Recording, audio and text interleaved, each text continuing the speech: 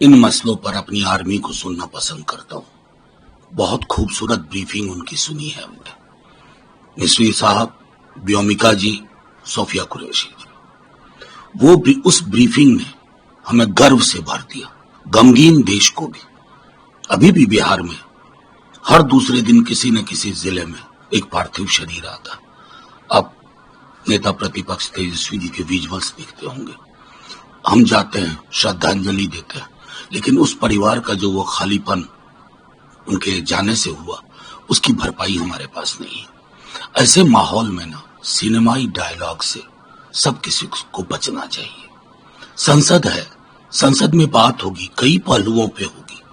हमें इस बात का कष्ट है कि आतंक की हमारी प्रोफेशनल सेना ने प्रतिबद्धता के साथ सिर्फ लैबोरेटरीज जो टेरर के हैं उनको अटैक किया, मिलिट्री एस्टैब्लिशमेंट को नहीं छुआ, सिविलियन टारगेट्स नहीं लिए। ये पूरे देश के लिए 71 वाले में कि देश का भूगोल बदल दिया दुनिया का। तो अतिरेक से बचना चाहिए, मैं यही कहूंगा। अतिरेक बहुत सुखद नहीं होता जब कि देश को लगे कि अभी भी आतंक की प्रयोगशालाएं ये खत्म हुई है, नहीं हुई। ये महत्वपूर्ण है। और मैं क्या कहूं, एक गालिब का शेर है, रगों में दौड़ने फिरने के हम नहीं कायल, जब आंख ही से न टपका तो फिर लहू क्या है। प्रधानमंत्री ये भी ने कहा है कि अब पाकिस्तान अब एक बात भूल गया है कि माँ भारती का सेवक सीना तान के खड़ा है। मोदी का दिमाग ठंडा रहता है, लेकिन लहू गर्म में, मोदी के नसों में लहू नहीं गर्म सिंदूर का। मैं सीधी सी बात कहता हूँ, ये बल्कि सिनेमाई अंदाज में, नाटकीय अंदाज में ये टिप्पणियां उन परिवारों के खालीपन को भर देंगी। उन जवानों के पार्थिव शरीर जिनके घर जा रहे हैं उनको भर देंगे। अब मेरे भी प्रधानमंत्री हैं, प्रधानमंत्री जी, पूरा देश एक सुर में बोल रहा है, लेकिन वो सुर है आतंक की प्रयोगशालाओं को खत्म करने का। ये व्यक्ति केंद्रित विमर्श नहीं होना चाहिए। सेना के शौर्य, उनकी साहस, उनकी प्रतिबद्धता, उनके प्रिसीजन अटैक को मैं समझता हूं कोई बाटर ना करे। ये चीजें चोटिल करती हैं, मानस को छत करती हैं। राहुल गांधी ने ट्वीट किया कि मोदी जी पहले भाषण देना बंद कीजिए, आपने भारत के सम्मान में सम्मान। देखिए, मैं ही क्या कहूं, इवन जो भाजपा के कोर सपोर्टर्स हैं उनको इस बात की समझ नहीं आ रही। कल 8वां बयान आया है अमेरिकन प्रेसिडेंट का।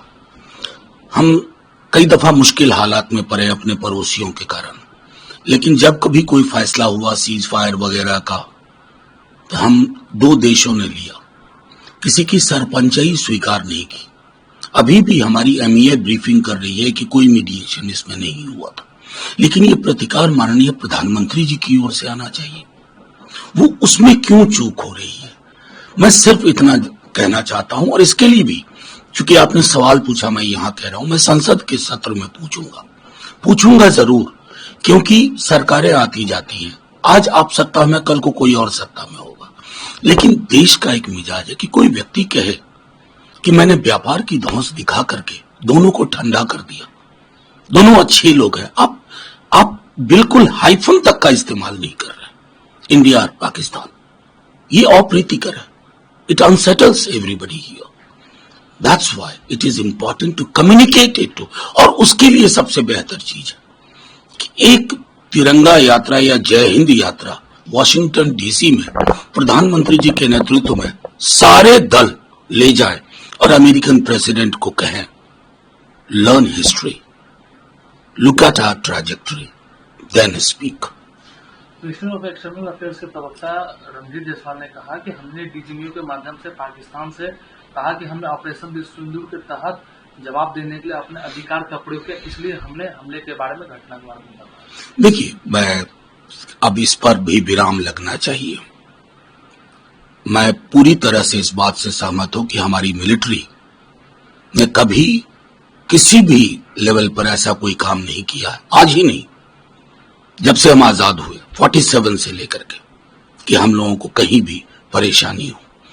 उनकी बातों का भरोसा करना चाहिए, लेकिन यहां चूक डिप्लोमेटिक और पॉलिटिकल है, और उसके लिए सेना को आगे नहीं करना चाहिए। उसकी जिम्मेवारी एग्जीक्यूटिव में जिन लोगों पे है वो सामने आए और कम्युनिकेट करें। तेजस्वी जी लगातार बिहार में लॉ एंड ऑर्डर को लेकर है सवाल खड़े कर रहे हैं कि बिहार में स्थिति ठीक नहीं, लॉ एंड ऑर्डर नहीं, बिहार वो सवाल खड़े कर रहे हैं, वो असहज कर रहा है, परेशान कर रहा है लोगों को, या लॉ एंड ऑर्डर बुरा है ये परेशान कर रहा है। मतलब नेता प्रतिपक्ष के नाते वो क्या करें? सरकार की डुगडुगी बजाएं, घर में मातम पसरा हो किसी के और जाके कहें बहुत बढ़िया सुशासन की सरकार चल रही है? नेता प्रतिपक्ष का ये काम होता है? जब वो सांत्वना देने जाते हैं सैनिकों के घर पर, शहीद सैनिकों के घरों पर, तो वो क्या कहेंगे ना कि मैं आपके साथ हूं, हम जितनी भी कोशिश होगी हम करेंगे, आपके शहादत को सलाम। लेकिन जब जाते हैं कि इनके यहाँ डकैती में किसी का गला रेत के हत्या कर दी गई, क्या कहेंगे? फर्क है ना? कहेंगे ना कि सरकार नाम की कोई चीज नहीं रही। मुख्यमंत्री जी तक सूचना जाती भी है या नहीं? अगर जाती है तब ये हालत है, चिंता की बात है। अगर नहीं जाती है तो इससे बड़ी चिंता की बात कि सरकार चला कौन रहा है। आज रेल मंत्री आए बिहार दौरे पर पटना आए हैं, अब यहाँ से वो जमालपुर गए हैं, जमालपुर में रेल कारखाना का इंस्पेक्शन करेंगे और कई योजना को रखेंगे। बिहार में चुनावी साल क्या लगता है कि मेरा सिर्फ ये कहना है अश्विनी वैष्णव जी से, माननीय रेल मंत्री जी से, कि नवंबर में चुनाव हो जाएंगे 25 में, 26 में भी बिहार नक्शे में वही रहेगा जहां आज है। भूल मत जाइएगा, आना जाना बरकरार रखिएगा।